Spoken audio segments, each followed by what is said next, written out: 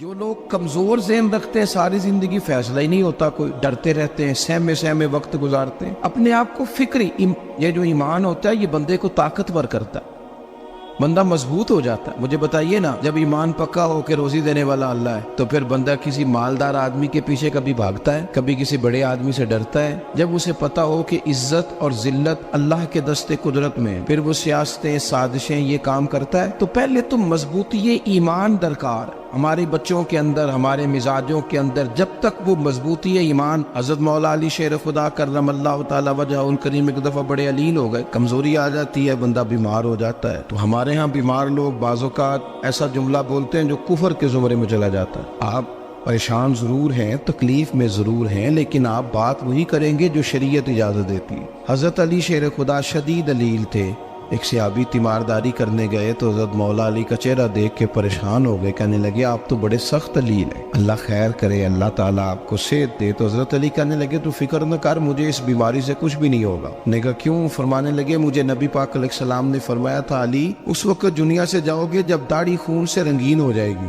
تو اس کا مطلب ہے میں خنجر کے وار کے ساتھ شہید کیا جاؤں گا، میں بیماری سے دنیا میں نہیں جاؤں گا، میں یہ بیماری سے مجھے کچھ بھی نہیں ہوگا، اللہ مجھے شفا دے دے گا، چونکہ حضور نے فرمایا کہ ساڈے نبی دی زبان ساڈے واسطے قرآن۔ تو سب سے پہلے تو اپنے ایمان کے اندر، توکل کے اندر مضبوطی پیدا کریں۔ مسلمان دیکھو نا، نماز پڑھنے سے روزی میں برکت ہوتی ہے، تو پھر اس کا مطلب یہ ہے کہ جب ٹائم آئے نا نماز کا تو گاہک جتنے مرضی کھڑے ہوں پھر دکان بند کرنی چاہیے، پھر نماز پڑھنی چاہیے، کیونکہ روزی تو اللہ نے دینی ہے، گاہکوں نے تو دینی۔ تو سب سے پہلے ضروری ہے مضبوطی ایمان، توکل، اللہ کی ذات پر بھروسہ۔ آپ کبھی میدان کربلا کا پورا نقشہ اپنے سامنے رکھیں نا، دو چیزیں ہیں، امام حسین کو نظر آ رہا ہے اب شہادت ہو جائے گی، اتنی بڑی فوج آئی ہے، خدا کی حکمت کے تقاضے سمجھ میں آ رہے ہیں، حالات کیا ہوں گے سمجھ آ رہی، پر ایک لمحے کے لیے بھی ان کا توکل کمزور نہیں ہوا۔ اپنے رب پر جو مضبوط بھروسہ ہے، سیدہ طیبہ طاہرہ حضرت فاطمہ الزہرا رضی اللہ تعالیٰ عنہا اونٹ کے بالوں کی بنی ہوئی چادر اوڑھ کر چکی پیس رہی تھی۔ یہاں بیویاں بڑا روتی ہیں، غریبی بڑی ہے، بڑی غریب بھی ہے، حالانکہ اب کون بندہ پیوند والے کپڑے پہنتا ہے جی؟ اب تو بڑی مشکل سے وہ لوگ ملتے ہیں جو جوتا ٹوٹ جائے تو گانٹھ کے پہنے، ورنہ تو نئے جوتے آ جاتے ہیں۔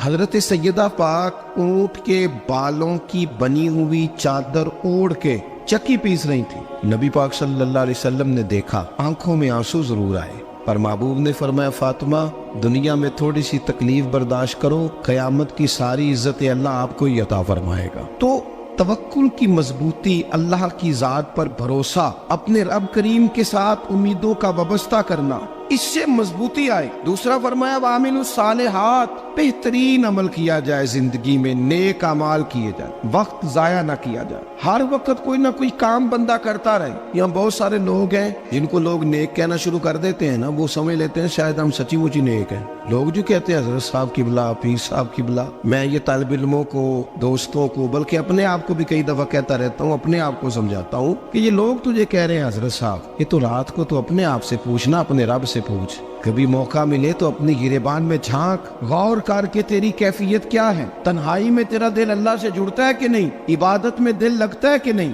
خدا کا خوف دل میں رہتا ہے کہ نہیں، غریب کی محبت، عزیزوں قربت والوں کا احساس طبیعت میں موجود رہتا ہے کہ نہیں۔ ویسے تو میرا مطلب ہے، لوگ کہہ دیتے حاجی صاحب آپ بڑے سخی ہیں، تو اس سے تو نہیں نا بندے نے سخی ہونا، سخی تو تب ہونا ہے جب اللہ کی بارگاہ میں مقبول ہوگا۔ اعمال صالحہ، نیک کام، اور وہ کرتا رہے بندہ، کوئی بھی کام اسے نیکی کا مل جائے نا۔ دیکھنا اپنا معیار ہر انسان نے بنایا ہوتا ہے کامیابی کا۔ کچھ لوگوں کا خیال یہ ہوتا ہے کہ بچے میرے پڑھ گئے، اپنی اپنی جگہ پہ سیٹ ہو گئے، میں اب بڑے سکون میں ہوں۔ کچھ کی رائے یہ ہوتی ہے کہ میں نے سب بچے بچیوں کا بیاہ کر دیا ہے، گھر میرا بن گیا ہے، اب میں بڑے آرام میں ہوں، قرار میں ہوں، سکون میں ہوں۔ تو اپنی اپنی رائے ہوتی ہے، لیکن حقیقت وہ ہے، اصل وہ ہے جسے اللہ کے قرآن نے بیان کیا۔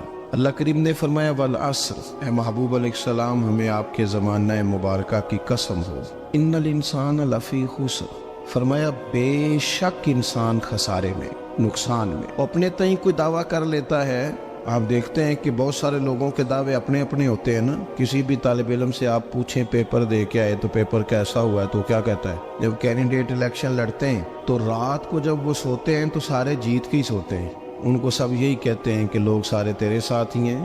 حالات، یہ جتنے بادشاہ حکمران ہوتے ہیں ان کے بگڑنے کی بنیادی وجہ ہوتی ہے کہ یہ خوش فہمیوں میں مبتلا ہوتے ہیں. ہم میں سے بھی ڈھیر سارے لوگ ہیں جو خوش فہمیوں میں مبتلا ہیں. کچھ کہتے ہیں جناب ہماری نسبت بڑی تگڑی ہے.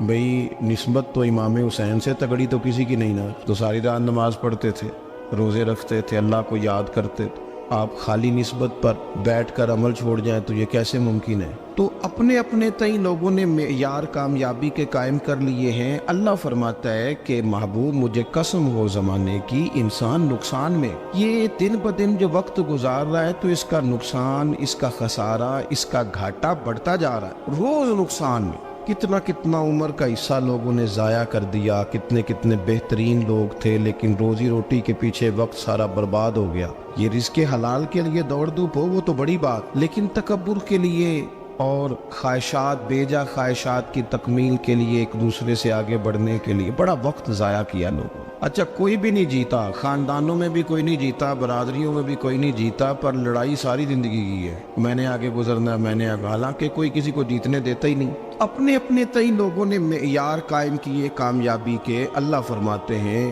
بے شک انسان نقصان میں ہے، لیکن جس میں 4 خوبیاں پائی جائیں اللہ کا قرآن کہتا ہے وہ بندہ کامیاب ہو. کون کون سی؟ الا الذین آمنوا. سب نقصان میں نہیں سوائے ان لوگوں کے جو ایمان لائے. سب سے پہلے کیا کرے؟ ایمان ہو اس کے پاس، مضبوط ایمان. وعملوا الصالحات، اور ایمان بھی لائے اور نیک کام بھی کرے.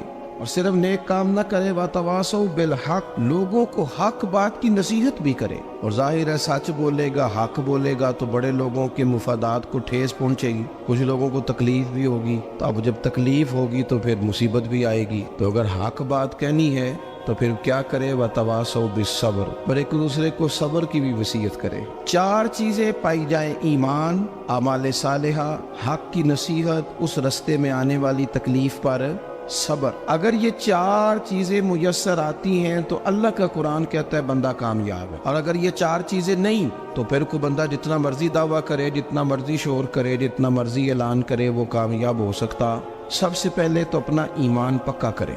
یہ جو کچی پکی باتیں کرتے ہیں نا لوگ، مسلمان جو ہوتا ہے نا، مسلمان وہ لاوارث نہیں ہوتا، وہ وارث والا ہوتا ہے. اس کا رب ہر وقت اپنی رحمت سے اس کی حفاظت کرتا ہے. مسلمان ہر وقت نبی پاک علیہ السلام کی نگاہ کرم میں رہتا ہے. اسے کمزور باتیں نہیں کرنی چاہیے کہ میرے کو پیچھے چڑھ گیا تو پتہ نہیں کیا ہو جائے گا، برادری مخالف ہو گئی تو پتہ نہیں کیا ہو جائے گا، سچ بول دوں گا تو لوگ پتہ نہیں مجھے مار دیں گے. ایسا ہو نہیں سکتا. چھری حضرت ابراہیم چلائے بھی نا تو حضرت اسماعیل کے حلق پہ چلنا اس نے تب بھی ہے جب اللہ حکم کرے گا. تو اللہ کی حکمت ہوگی، حکمت الہی ہوتی ہے تو کوئی کام ہوتا ہے، ورنہ ہوتا. تو اپنی طبیعت میں مضبوط ایمان، توکل، اللہ پہ بھروسہ، مضبوطی افکار کی، کچی باتیں نہیں. دیکھو نبی پاک صلی اللہ تعالی علیہ وسلم نے فرمایا نیکی کو کبھی حقیر نہیں سمجھنا، کبھی حقارت سے نہیں نیکی کرنی کہ یہ بڑی چھوٹی ہے تو میں اس کو کروں. اب فرمایا کبھی حقیر نہ سمجھنا، نیکی کا کام جو بھی ملے کر دینا. فرمایا اگر بھائی سے مسکرا کے ملو گے بنا تو اس پر بھی اللہ تمہیں صدقے کا ثواب عطا کرے گا. ہم تو اس دین سے کے ماننے والے ہیں جو کہتے ہیں تو گلی سے روڑا اٹھا دے، کانٹا اٹھا دے، کسی کی تکلیف دور کر دے، کسی اس پر گنجائش کر دے، کسی کے لیے آسانی کر دے. جو بھی خیر کا کام میسر آئے پورے دن میں اسے چھوڑے نہیں. صبح گھر سے نکلے، وہ ایک صحابی تھے، غالباً تابعی تھے، تو بازار جاتے اپنے غلام کے ساتھ تو سارا بازار گھوم کے واپس آ گئے. خادم نے کہا جناب کو نہ کوئی خریدا نہ کچھ بیچا. تو آپ سارا بازار گھوم کے آ گئے. فرمانے لگے تیرا کیا خیال ہے؟ میں نے کچھ بھی نہیں کیا. کہا جناب پھر کیا کیا ہے؟ فرمانے لگے تم نے دیکھا جو بندہ بھی گزرا میں نے اس کو کہا السلام علیکم، تو کتنی کو نیکیاں میں جمع کر کے آ گیا ہوں.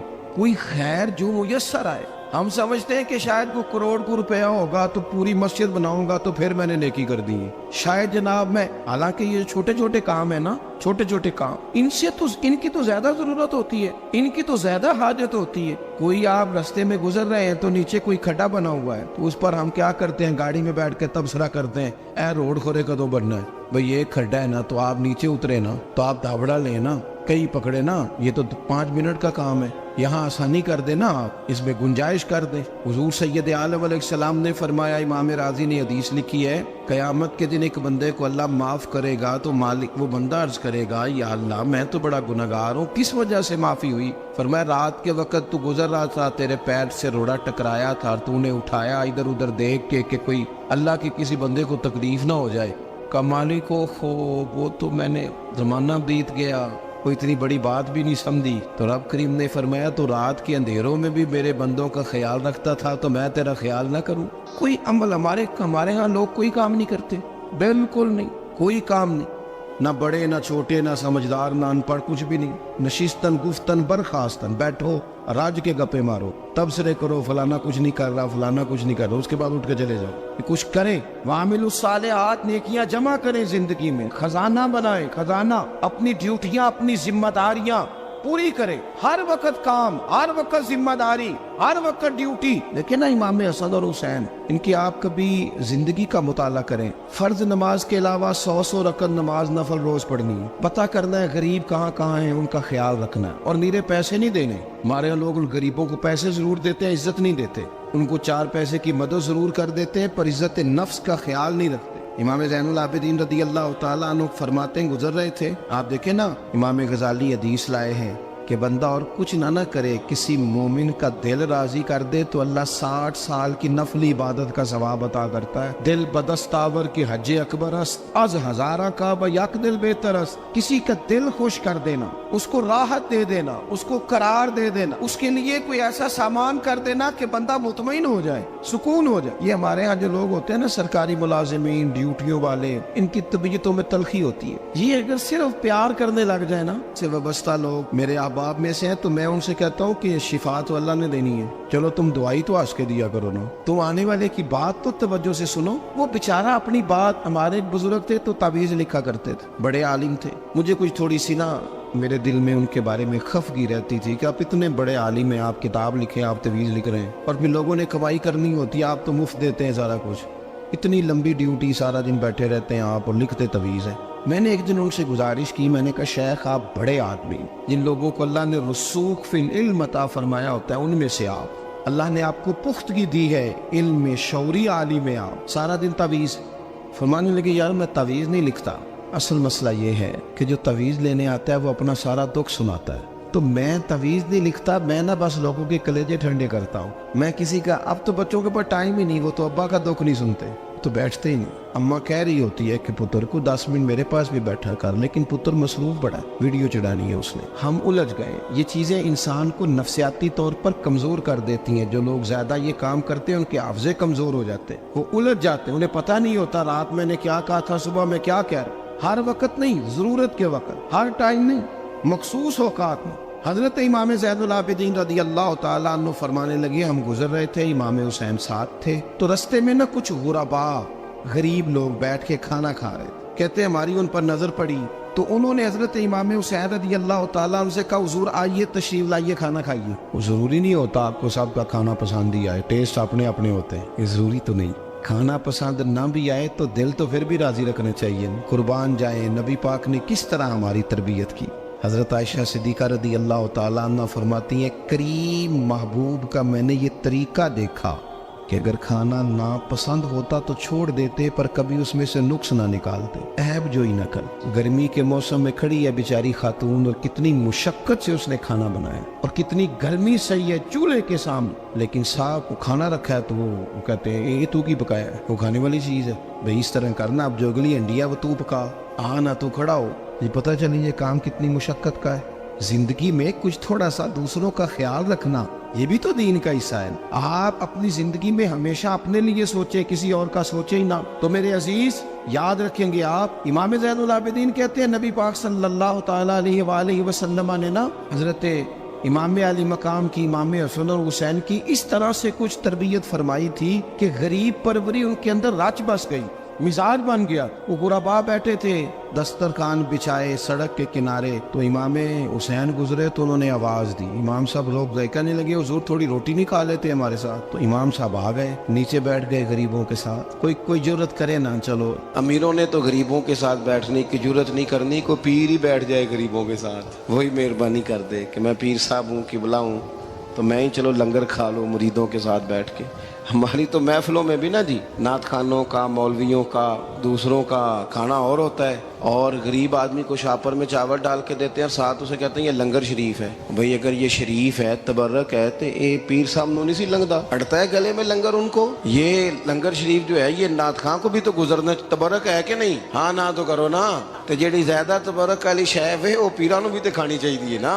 नात खां को उसके लिए लहदा से मुर्ग मुसल्लम आला खाने। मैं अक्सर दोस्तों से कहता हूँ चलो मिलाद शरीफ पे ही सही सबके लिए अच्छा खाना पकाओ। चलो जिस गरीबों के बच्चों को बेचारों को सारा साल वो बोटियों के लिए लड़ते हैं, तुम मिलाद पे अच्छी रोटी पका दो, तो बच्चा जब खाएगा ना बहुत सारियां बोटियां और चावल, और अपने अब्बा से पूछेगा कि अब्बा जी आज की गल है, तो हो सकता है गरीब बाप रो ही पड़े और उसे कहे पुत्र तो आज राज राज के खाज साढ़े नबी पाक दा मिलाद शरीफ। तो इमाम हुसैन रदी अल्लाह तआला अन्हु ना आके गरीबों के बीच बैठ गए जमीन पे। उन्होंने कहा खाइए, तो वो जिस तरह वो खा रहे थे ना सादे बर्तनों में सादे, इमाम हुसैन खाना खाने लग गए।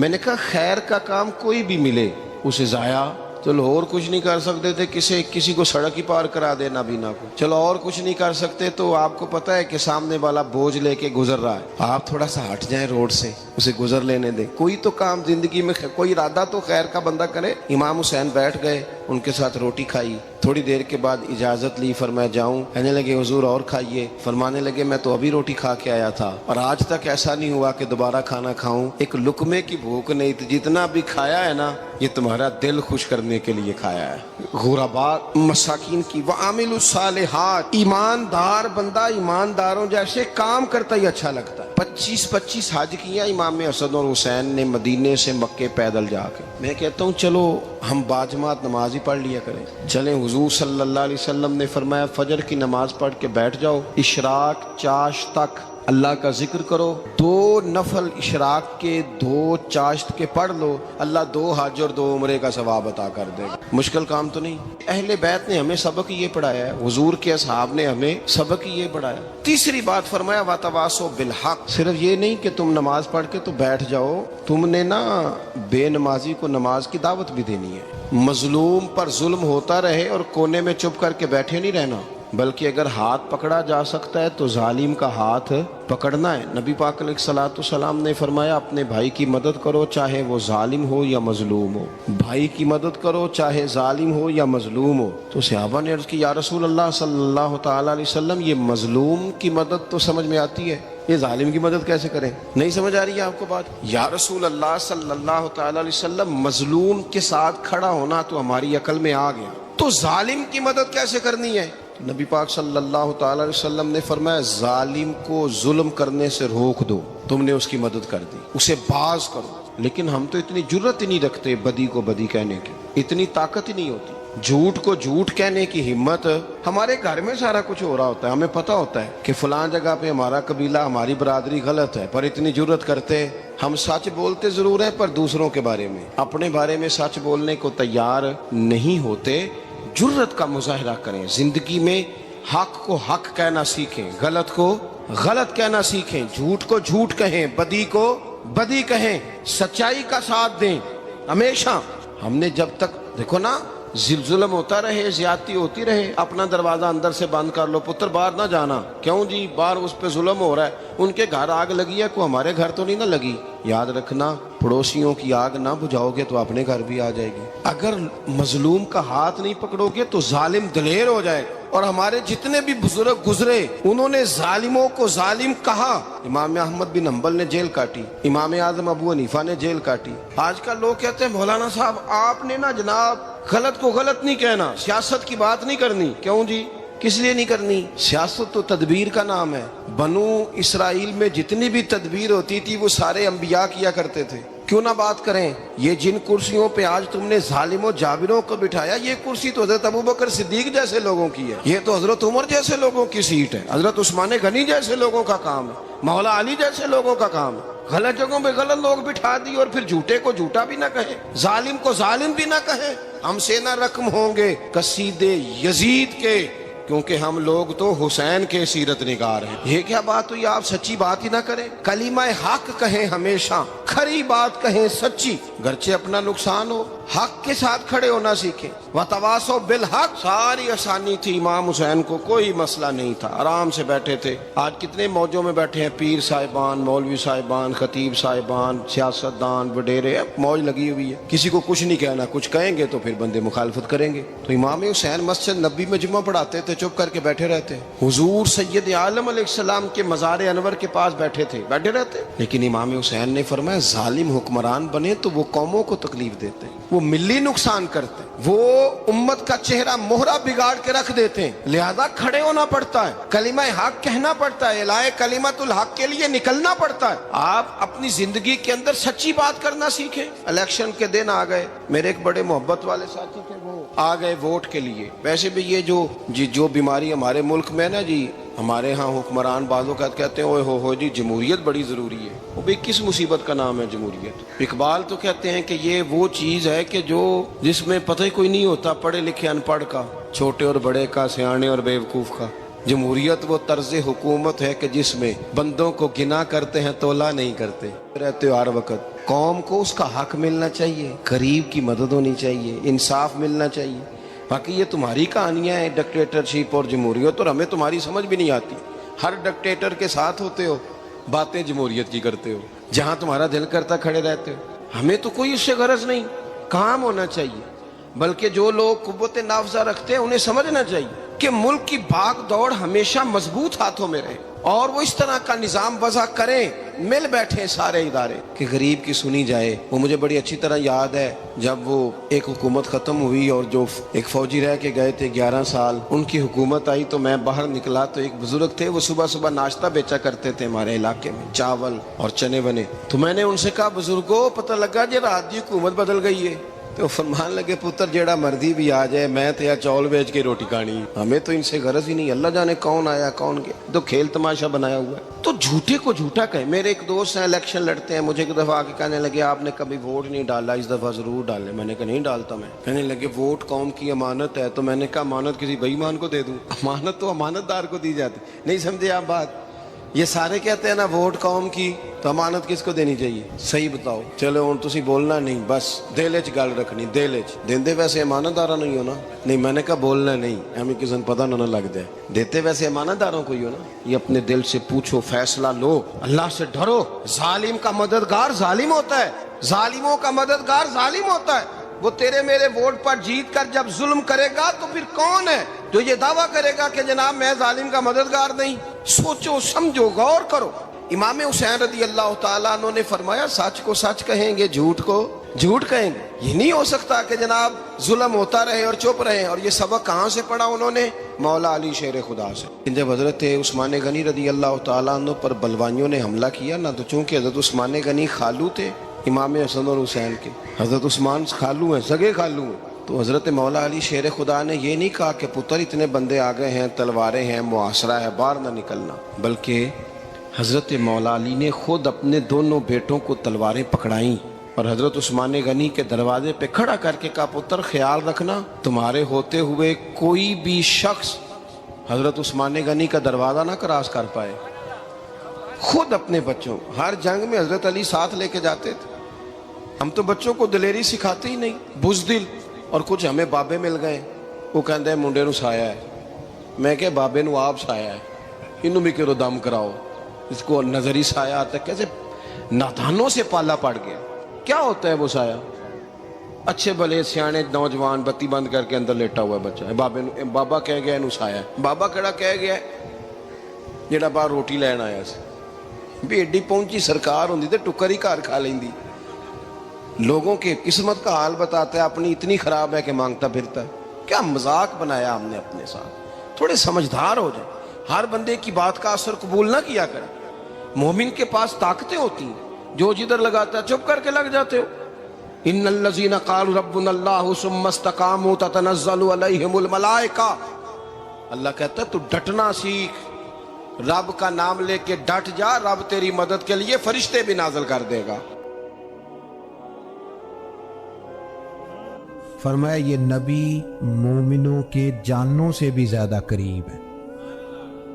हम बड़ा आम लफ्ज बोलते हैं कि फलां चीज मेरे दिल के बड़ी करीब है, मेरी सोच के बड़ी। जो लोग दिल के करीब होते हैं उनके पास उठने बैठने को दिल करता है। तो अल्लाह करीम ने कुरान पाक में फरमाया कि ये पैगंबर सल्लल्लाहु अलैहि वसल्लम तुम्हारी जानों से भी तुम्हारे करीब है। और हुजूर ने वजाहत कर दी, नबी पाक ने वजाहत कर दी। हुजूर ने फरमाया ला युमिनु अहदुकुम हत्ता अकूना अहब्बा इलैहि मिन वालिदिही व वलदिही वन्नास अजमाइन, औ कमा क़ाल नबी सल्लल्लाहु अलैहि वसल्लम। फरमाया तुम में से कोई उतनी देर तक मोमिन हो ही नहीं सकता जब तक हर चीज से बढ़कर मुझसे प्यार न करे। एक मिसाल दे लूं, बात आसान हो जाएगी। जिस घर के अंदर पैसा बेशुमार हो, दौलत बेशुमार हो, मकान एक नहीं चार हो, और दुनिया की सारी आसानियां घर में मौजूद हो, सारे दोस्त मेरी बात पे तवज्जो करना, हर शय हो, बैंक बैलेंस भी ठीक ठाक हो, बच्चों का फ्यूचर सेफ हो, लेकिन घर के अंदर मियां बीवी की सुलह ना हो, बच्चे कहते हैं घर में हर चीज है पर अम्मी और अब्बा का झगड़ा हर वक्त जारी रहता है, वो घर सही चलता है? हमने बोलना इसलिए नहीं कि ये बातें लोग, ये घर के अंदर की बातें हैं ना। हालांकि पाकिस्तान का तज्जिया यह है कि 95% मियाँ बीवी के हालात ठीक नहीं। पाकिस्तान ये सरकारी आदादोशुमार है, 95% घरों में इख्तलाफ राय। ये बात जहन में बिठा लें कि मियाँ बीवी का अगर इत्तेफाक नहीं ना होता तो वो कहें कि घर में कोई भी खुशी रहेगी तो ये मुमकिन ही नहीं, ये सवाल ही नहीं पैदा हो। 6 बच्चे होते हैं और शादी को 24 साल गुजर जाते हैं, फिर भी तलाक हो जाती है, इसलिए कि मियाँ बीवी के लिए सबसे जरूरी चीज आपस की मोहब्बत है। और यार क्या खूबसूरत अंदाज है मेरे रसूल पाक अलैहिस्सलाम का। जितनी शानदार तबीयत हुजूर ने मौला अली शेर खुदा की थी, इतनी कोई कर सकता है? और जितनी आला तरीन तरबियत और हुसन सैयदा फातिमा को अल्लाह ने दिया, किसी और को मिल सकता है? लेकिन मेरे नबी पाक अलैहिस्सलाम ने उनकी शादी के बाद उनको इकट्ठे बिठा के, उनके सर आपस में जोड़ के, हाथ उठा के दुआ की थी कि ऐ अल्लाह इनके दरमियान मोहब्बत पैदा फरमा दे। मियाँ बीवी के दरमियान जो सबसे अहम चीज है वो मोहब्बत है। बच्चे कहते हैं हम किधर जाएं, अब्बा की सुने कि अम्मा की सुने?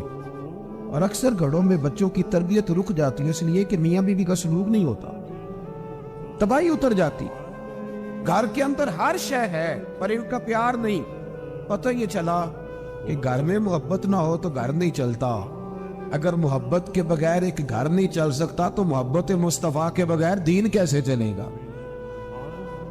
घर नहीं चलता मेरे भाई, टूट जाता है, बिखर जाता है। सारा कुछ होने के बावजूद मैंने मर्दों को रोते हुए देखा है, औरतें तो रोती हैं, मैंने मर्दों को रोते हुए देखा।